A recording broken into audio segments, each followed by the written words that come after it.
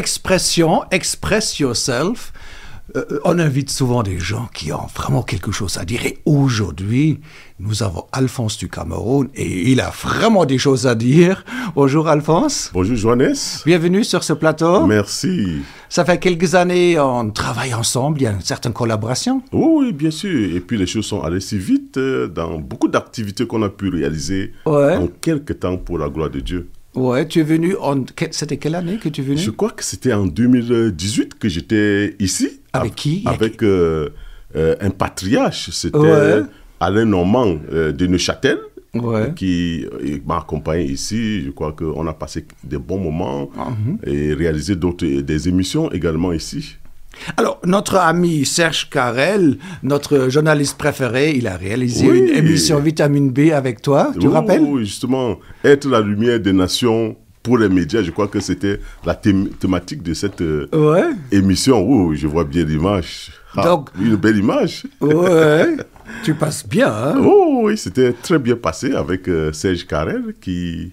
est un grand homme de médias également, je crois que... Il est venu aussi dans ses conférences radio à Lomé, c'est vrai? Il est un des moteurs? Oui, justement, c'est l'un des orateurs de la conférence qu'on avait organisée à Lomé, avec près de 130, 150 acteurs des médias en Afrique francophone et autres, et Serge Carrel était là l'un des orateurs à cette conférence. C'était très bien passé. Pour voir un petit peu comme Alphonse, il était un petit peu plus jeune, la régie va nous lancer un petit extrait.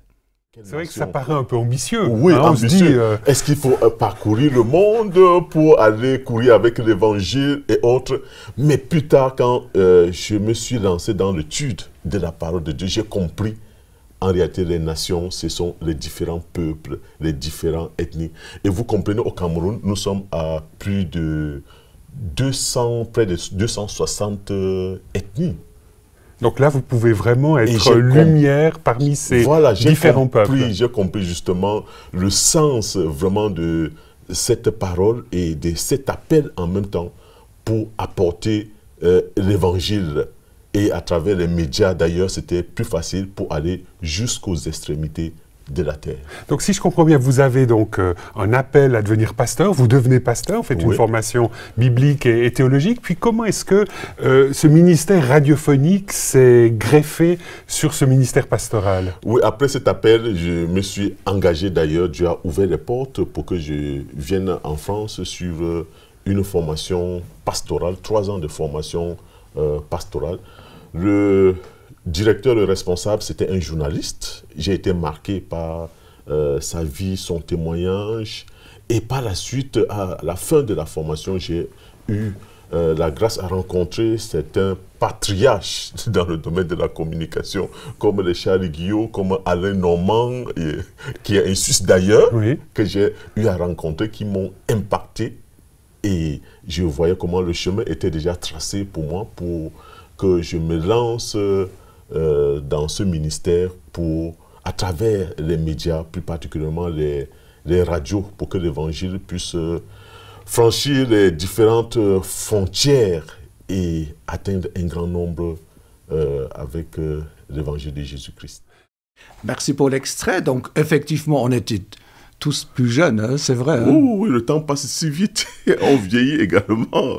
Alors, après ces conférences radio, que je suis venu aussi une fois au Togo, on a réalisé qu'il y a un besoin de faire des conférences pour la télévision, radio. C'est acquis. Oui. Mais maintenant, des gens aimeraient bien évaluer, ça c'est pas... Mais il y a un besoin de faire aussi la télévision chrétienne. Oui, je crois que l'idée était née également pour qu'on puisse faire quelque chose pour la télévision. Je crois qu'on avait prié, on s'est réunis 2-3 personnes à l'écart pour prier déjà, pour qu'il y ait quelque chose dans ce sens par rapport à la télévision. Et l'idée est partie. Je crois que il y a eu beaucoup d'autres réalisations après. On a parcouru beaucoup de pays pour réaliser justement des conférences, des séminaires, des formations pour la télévision. Mais entre tous nos activités, à un moment ou à l'autre, tu dis, mais viens au Cameroun, je vais organiser une formation, mais dans le nord, parce que Douala, je connais, Yaoundé, il y a toujours des activités, je ne veux pas dire dans le bas, mais dans le sud, et tu dis, viens, mais on va dans le nord du Cameroun. Je dis, OK, pas de problème, mais pas plus que 26 participants. Et quand j'arrive à Garoua, dans le nord, 43. 43 personnes, et c'était à Garoua particulièrement.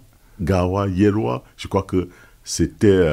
oui, c'était parti pour quelques personnes, maximum 20, mais il y avait une forte demande. Là même, on a dû éliminer certaines personnes pour arriver à cette quarantaine de personnes.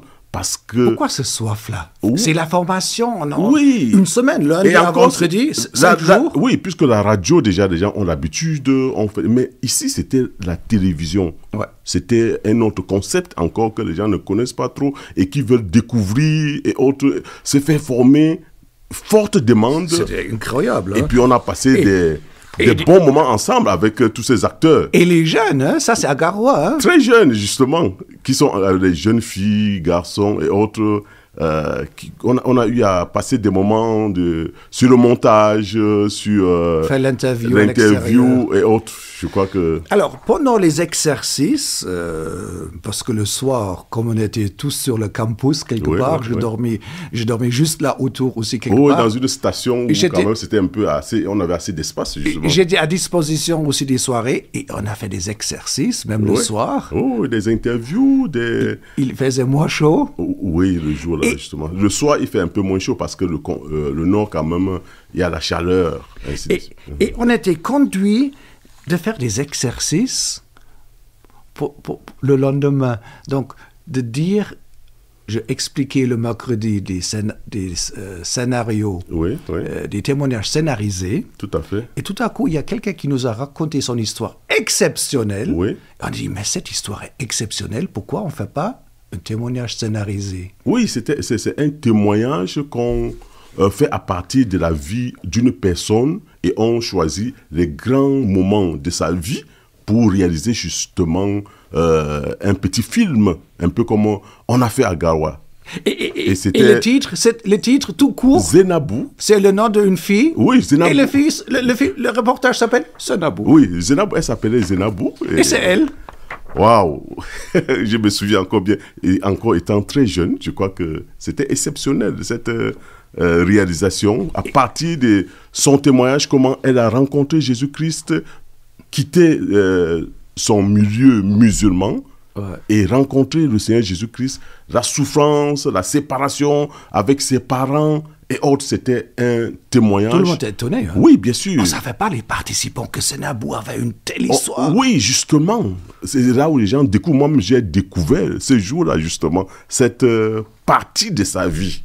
Comment, avec beaucoup d'émotion d'ailleurs, parce que pendant qu'on réalisait, tu essuies un peu de larmes par rapport à tout ce qui s'est passé, et puis ça devient du coup vivant, comme si on était là. Ouais. Alors, on demande à la régie, à Isaïas, de nous lancer un petit extrait. Je ne suis pas chrétienne de naissance. Je suis née dans une famille musulmane, pratiquant la religion, observant les 5 piliers de l'islam. J'ai appris les sourates, j'ai appris la Fatiha. J'avais l'âge de 6 ans ou 7 tout au plus quand j'ai appris à réciter cette première sourate du Coran où il fallait répéter mes prières 5 fois par jour. J'avais 6 ans à l'époque et à l'âge de 7 ans, j'ai commencé les jeûnes comme tout bon musulman.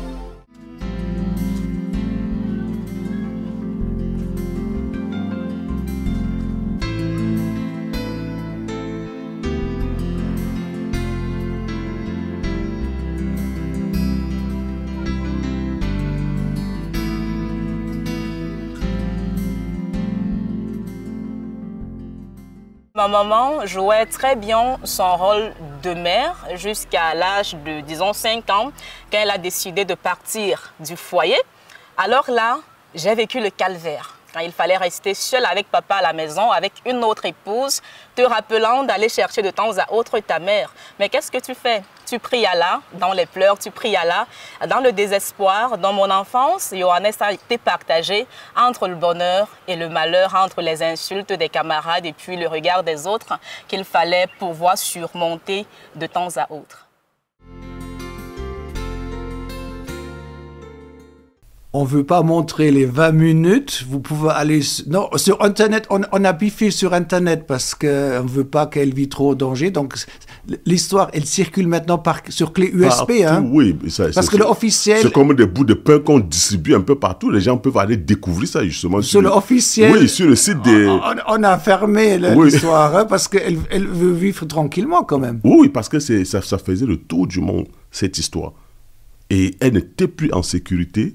Il fallait vraiment fermer ça, justement. Mais pour ceux qui veulent, on peut mettre à leur disposition, parce que c'est émouvant. Ça circule encore? Oui, ça circule toujours. C'est une histoire, un témoignage qui a eu tellement d'impact, de succès, et ça a bouleversé la vie de beaucoup d'autres personnes. Rien qu'à partir de ce qu'on a réalisé, à partir de cette notre conférence qu'on a eue, le séminaire qu'on avait réalisé à Gawa. C'était pas prévu, hein? Non, c'était pas prévu, improvisé, innové. Le miracle, le mercredi soir, on apprend son histoire. Le matin, je parle aux participants. Oui. On organise des acteurs, c'était les membres de... Justement, réalisé comme ça à la volée. Impressionnant. Et c'était professionnel, ce qui a été fait. Dieu merci. Justement.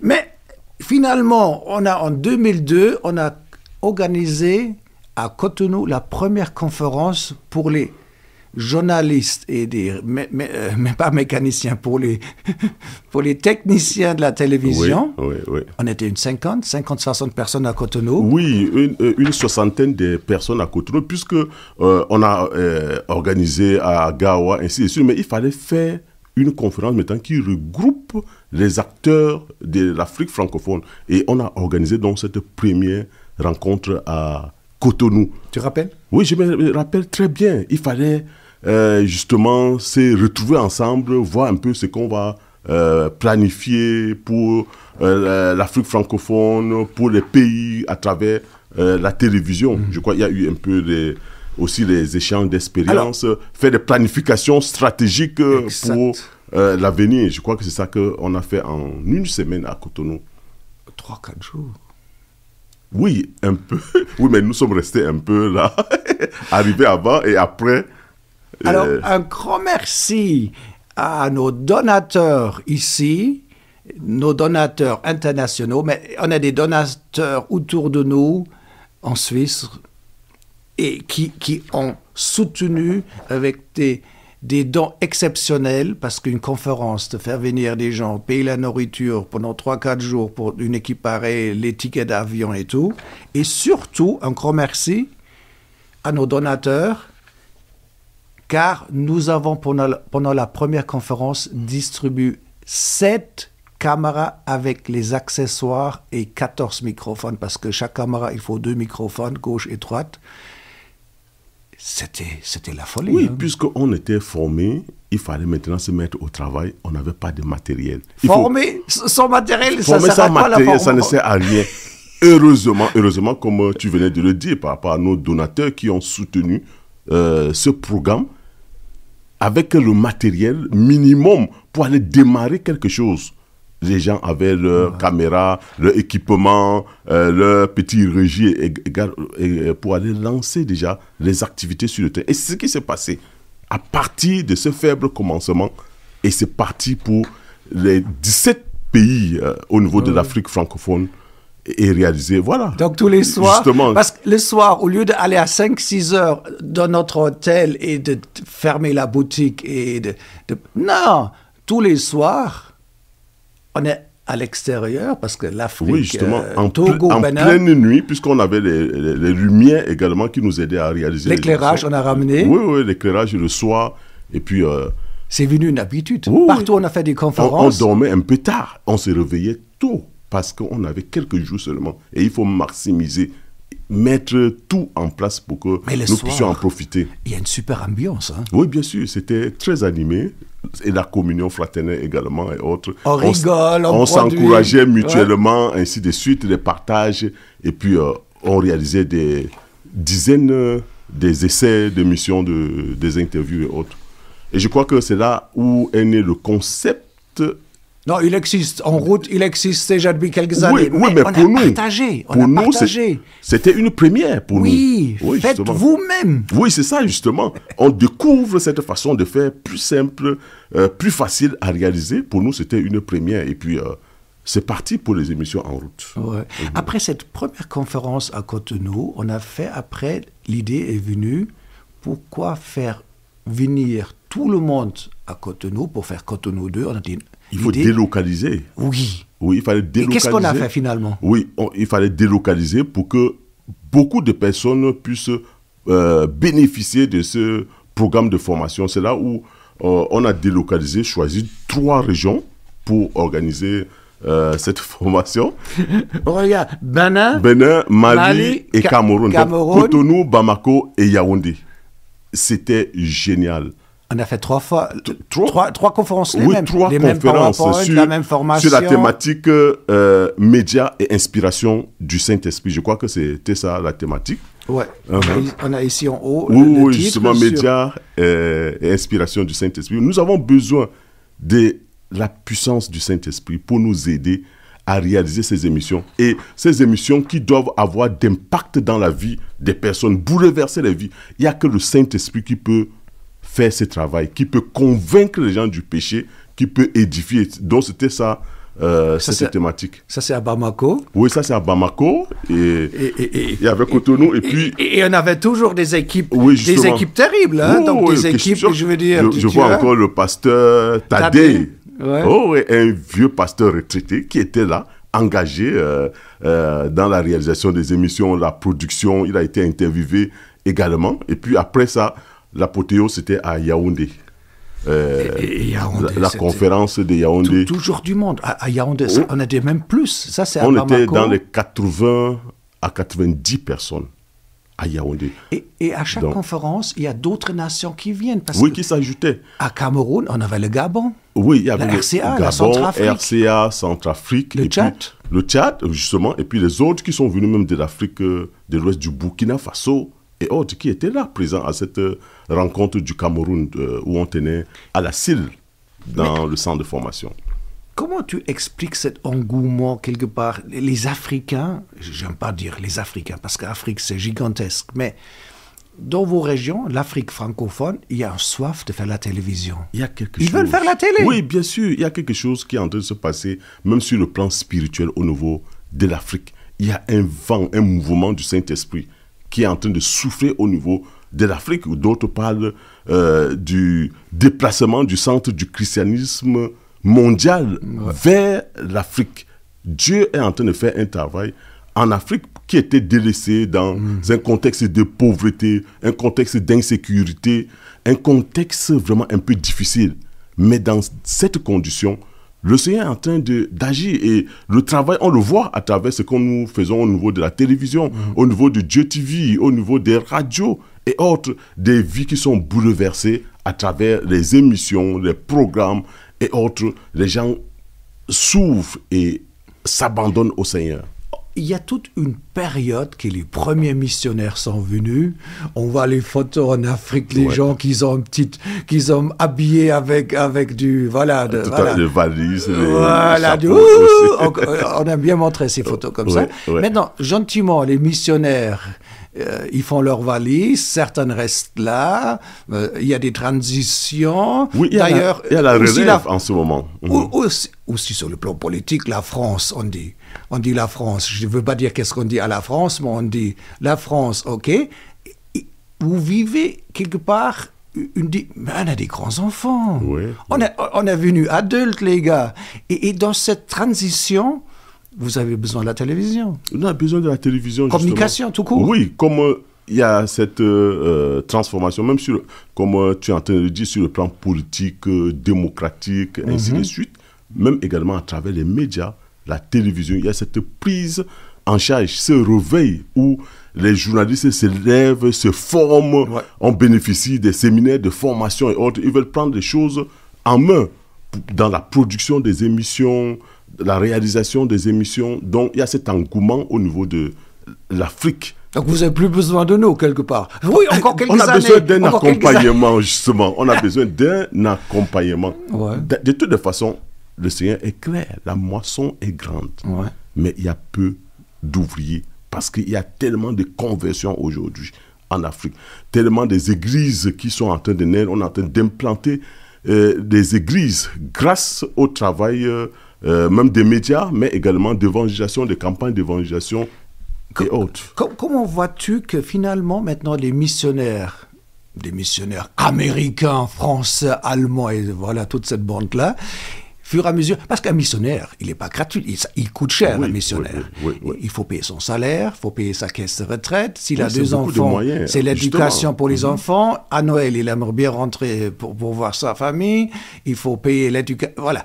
Il faut payer son 4x4, son Jeep. Tout est logistique qu'il faut mettre en place et ça coûte très cher. Donc un missionnaire... Oui, justement, c'est tout un logistique qu'il faut mettre en place, loger, déplacement et autres. Mais avec les Africains aujourd'hui, il y a la relève. Vous êtes moins cher qu'un missionnaire blanc. Oui, puisque nous sommes sur place et puis notre environnement, notre contexte également ne coûte pas cher comme un blanc qui arrive de l'Europe, de l'Occident. Il reste 4, 5, 10 ans. Oui, alors que là-bas... mais on a besoin quand même, parce que c'est des stratèges, organisations. Bien sûr. Ils sont pas mauvais. Hein. Ça ne manque pas. On a besoin d'un accompagnement. On a besoin encore plus de formation, dans des expertises dans beaucoup de domaines pour que nous puissions émerger, parce qu'on parle de l'émergence de l'Afrique. Alphonse, qu'est-ce que tu penses que vous-même, vous devenez des missionnaires dans d'autres régions, dans votre pays, et vous devenez missionnaire pour aller dans d'autres pays. Par exemple, Malachi, il est camerounais, et depuis des années, il est au Tchad. Et il se considère... Comme un missionnaire. Comme un missionnaire. Tout à fait. On le donne quelques sous. On a donné une camarade il y a quelques semaines, parce qu'il est, extrêmement doué, hein, Malachi. Je dis toujours Mike. Je crois que la relève est en train de se mettre en place. Et on a déjà des équipes qui sont en train de se déplacer déjà, comme le cas de Mike, comme le cas de Shedrack et beaucoup d'autres personnes qui peuvent se déplacer, aller dans les autres pays, aller former les gens dans le domaine même des médias, un peu comme Mike était à Madagascar, à Mada, il était en RDC, il était encore... avec moi à Madagascar. À Madagascar, justement, vous avez fait une bonne... formation là-bas. On était 2 formateurs et je laissais Malachi, Mike faire le travail. La réalisation, le montage, ainsi de prise de son et autres. Il est très doué, des Africains qui sont très doués. Donc il faut vous aider, que vous avez vos propres formateurs, Bien sûr. Vous avez vos propres missionnaires et vous avez votre manière d'atteindre vos populations. Oui, je crois que c'est même l'idéal.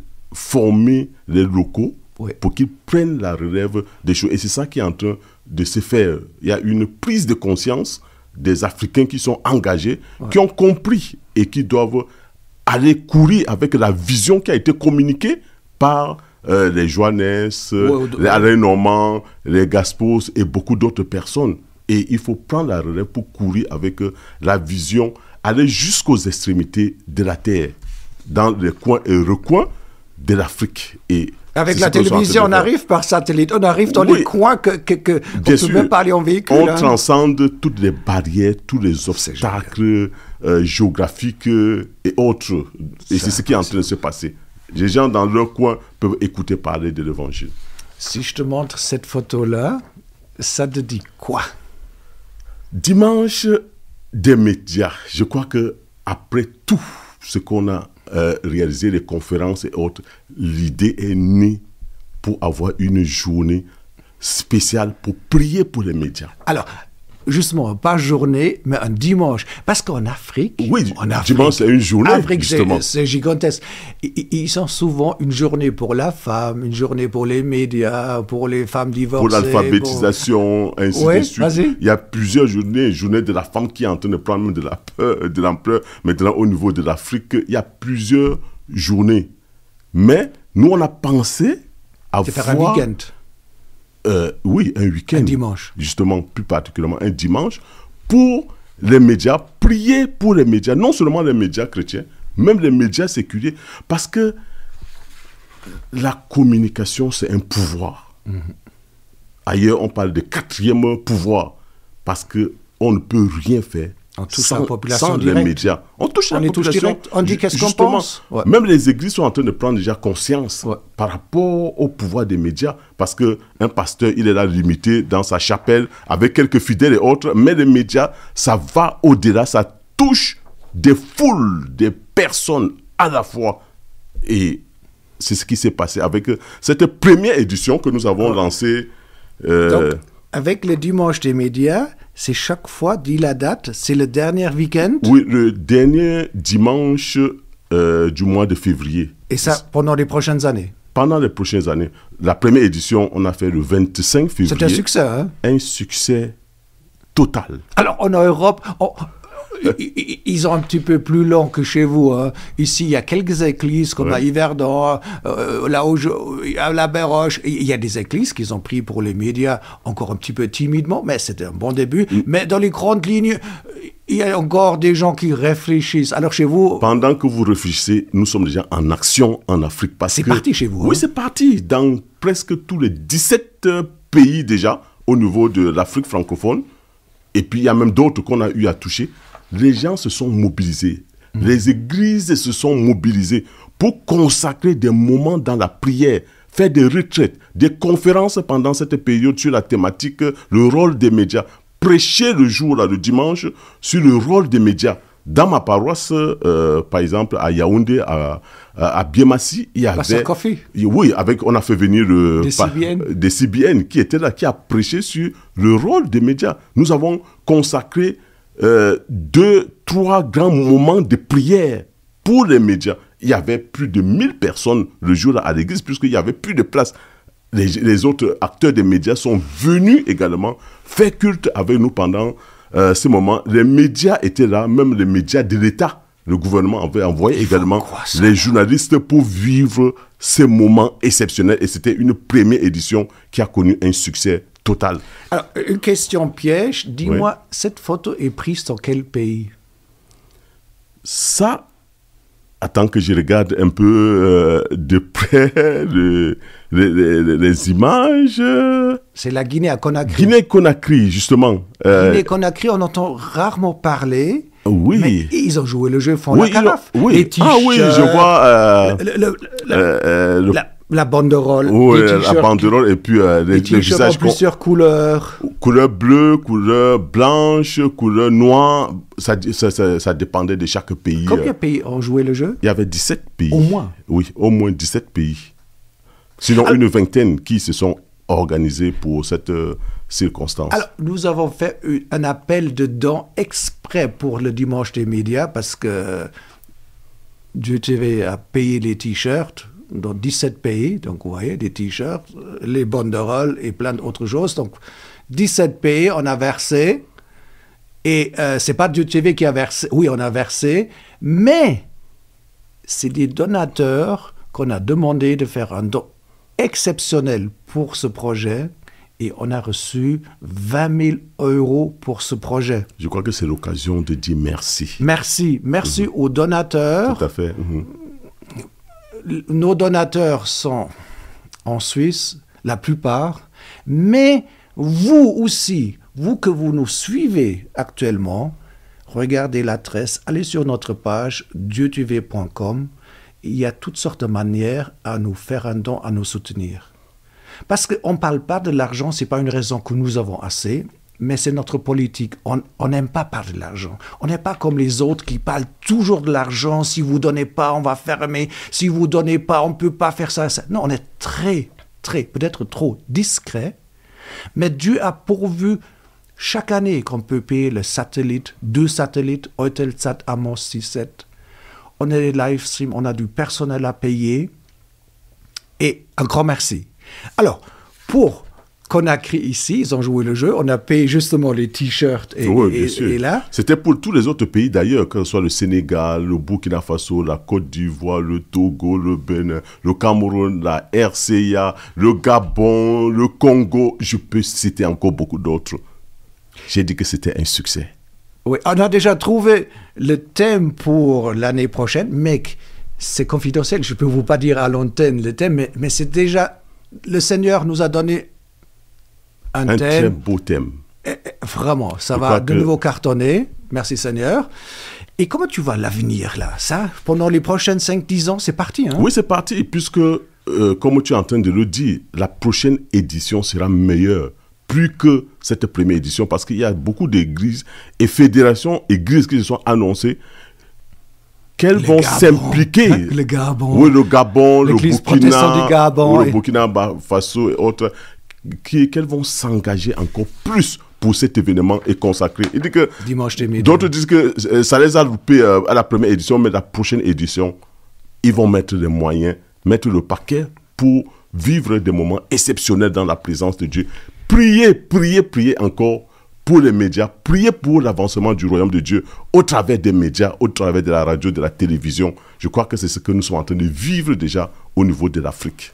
Alors, hier, Alphonse et moi, on était à Genève pour voir Sage Carrel, qui est actuellement à Genève, pour plusieurs raisons. Et sur le chemin retour, on va vers le parking souterrain, on traverse la vieille ville, et 300-400 mètres, 3 à 4 mètres, d'aller à l'entrée du parking souterrain, de descendre dans la bouche pour descendre, il y a un monsieur qui vient à ma gauche. Oui, oui, je crois que c'est Herman. 3-4 mètres à côté. Il arrive, je regarde vers le parking, il y a un monsieur qui crie relativement fort « Messieurs, messieurs, messieurs, messieurs, je vous connais !» Et après, deuxième phrase, il dit que « Et le monsieur à côté de vous ?» Et le monsieur à côté de vous, je connais aussi. Je ne pouvais pas imaginer qu'on pouvait me remarquer en Suisse, à Genève. Ouais, un passant, il passait et on était à quelques secondes pour descendre, aller prendre notre véhicule. Alors, c'est comment ton prénom? Herman. Herman, tu es ici à Genève? Oui, oui, oui. Et tu as reconnu le pasteur Alphonse et aussi moi, Johannes? Oui. Tu regardes Dieu TV, c'est vrai? Ben, tout le temps, c'est magnifique comme TV. Mais il y a d'autres TV, on n'est pas les seuls. Pourquoi tu regardes Dieu TV? Parce qu'après, je ne suis pas souillé. Je dors calmement. Après, je suis dans la joie. Oh, ça c'est bien. Oui. Content d'entendre ce témoignage. Armand, toi, tu as un frère? Ben oui. Qu'est-ce que ça veut dire être un frère? Être un frère, c'est d'abord recevoir le Christ comme son sauveur et Seigneur et comme votre seule espérance. Ouais. Et, mais ça veut dire que toi, tu as la vie éternelle? Mais la vie éternelle même, c'est ça, connaître Dieu. On ne peut pas connaître Dieu sans la vie éternelle. C'est Jean 17, le verset 3, si je ne me trompe pas. Et tu as peur de mourir? Ah non, non, non, non. Comment non? Ben, ça serait l'éternité. L'étape d'après, c'est l'étape de rencontrer le Maître, le Seigneur. Ça, tu es un bon, hein? Ciao, hein? Ciao. Et continue votre mission. Ouais. Continue, ne s'arrêtez pas. Il s'est reconnu vraiment à travers nos visages et à travers ce qui est diffusé chaque jour au niveau de Dieu TV. Je n'avais pas imaginé ça. Et voir également les résultats. Oui, en plein rue. Les résultats de ce qui se passe, qui est diffusé au niveau de la télévision, un peu comme à Gawa, où tu entres dans ton hôtel, le monsieur de l'accueil, il dit que oui, le visage ici, je vois au niveau de Dieu TV et autres. Et il y a beaucoup d'autres témoignages comme Herman, comme telle ou telle autre chose. Tu sais qu'est-ce qui m'est arrivé une fois? J'étais dans un supermarché, dans les rayons. Oui. Et il y a un monsieur qui dit, je vous connais. Je dis, ouais, bon, encore un. Ouais. Et il dit, non, vous êtes à la télévision. Je dis, ah, télévision égale Dieu TV. Je dis, oui, je travaille pour Dieu TV. Il m'a dit, j'étais pendant plusieurs mois en prison, dans une cellule solitaire, tout seul. On m'a permis de la télévision. Et pendant des heures, il a regardé Dieu TV. Il dit, oh, votre jeune Dieu TV, à la prison. Mais ça m'a fait du bien, je lui retourne sur le bon chemin. Et ça me fait penser également, justement, pour parler de prison au niveau de Garoua. Oui. Où il y a eu des appels, justement, de certains prisonniers qui ont écouté... Pour la radio. Oui, la radio, écouté... les femmes à la maison. Oui, écouter la radio. Ils se sont convertis en prison. On était obligé d'envoyer les équipes au niveau de la prison. Ils étaient tellement nombreux. Jusqu'à ce qu'on a organisé, en collaboration avec les églises, des séances de baptême. Priez pour eux. D'autres sont sortis de prison et sont devenus des pasteurs aujourd'hui, des évangélistes. Ils sont en train d'annoncer l'évangile. D'autres sont dans les maisons, les sarrés ne peuvent pas sortir de leur maison, enfermés et autres là-bas, mais écoutent, suivent la télévision, écoutent la parole de Dieu et sont bouleversés par l'évangile. Excellent. C'est un témoignage vivant de ce que Dieu est en train de faire aujourd'hui et le Saint-Esprit est en mouvement. Nous avons besoin de la radio. Parce que la radio en Afrique, ça fait partie, oui, bien sûr. Comme les moustiques, les gens écoutent. Ou comme le soleil, même ou la comme les ananas, les bananes. Donc, c'est classique, ça fait partie de votre... Et la télévision, il y a une transition, on a besoin des deux. Oui, les deux. Les deux. La convergence entre la radio et la télévision, c'est ce qui est en train de se passer aujourd'hui au niveau de l'Afrique. Et les témoignages, c'est ce que nous venons de le dire tout à l'heure. Si vous êtes impliqué dans un média, la presse écrite ou la radio, vous voulez nous aider avec Dieu TV, écrivez un petit email, vous voyez notre adresse qui est impliquée, office@dieutv.com, il y a certainement un collègue qui va vous répondre. Si vous voulez faire un stage, ou dans votre pays nous aider, venir correspondant pour Dieu TV, ou vous êtes donateur, vous êtes, je ne suis pas impliqué sur le terrain comme vous avec votre matériel studio, tout. Mais je veux prier pour vous, encore plus qu'avant. Je vais m'engager de donner régulièrement. Aujourd'hui, on parle d'argent, on n'a pas l'habitude. Mais engagez-vous de donner chaque mois un certain montant. Il y a des gens riches qui donnent beaucoup. Et il y a des pauvres qui donnent beaucoup. Mais il y a aussi beaucoup de gens avares qui pouvaient faire beaucoup mieux et qui disent non, non, pas aujourd'hui, pas aujourd'hui. Donc ces gens avares, il y en a beaucoup. C'est vrai? Ça existe toujours. Les chrétiens avares, c'est affreux. Hein? Oui, qui ne donnent pas. J'ai la peine avec les avare. Dieu donne tout. Dans la nature, tout est splendide et toujours exagéré. Quand tu donnes, même tu reçois, tu es béni en retour. Tu es béni par rapport à tes activités, par rapport à ta vie, par rapport à ta santé, parce que tu as donné pour l'avancement du royaume de Dieu. Peut-être tu n'as pas l'occasion d'aller témoigner autre, mais à travers les médias, nous le témoignons. Ouais. C'est pour ça qu'il faut soutenir, il faut prier pour accompagner nos actions sur le terrain. Et Dieu est en train de faire des œuvres terribles sur le terrain, les vies qui sont converties, les gens qui ne pouvaient pas entendre parler de l'évangile, qui aujourd'hui, à travers les médias, peuvent écouter, ils sont transformés, et d'autres qui sont en train de s'engager même à travers ce qui se passe au niveau des médias, s'engager pour la mission, pour aller même dans les zones qui ne sont pas atteintes par l'évangile. Il y a aujourd'hui, en Afrique, les zones non atteintes par l'évangile, et on a besoin que cet évangile puisse aller au plus loin. Et on a besoin des gens pour prier, pour soutenir, pour mettre leurs moyens au service de Dieu TV, des médias, pour que la parole de Dieu soit annoncée jusqu'aux extrémités de la terre. Comment le Seigneur Jésus-Christ a laissé sa mission aller partout et faire de toutes les nations des disciples. Alors peut-être vous ne savez pas, il y a plus que 300 millions de personnes sur Terre qui parlent le français.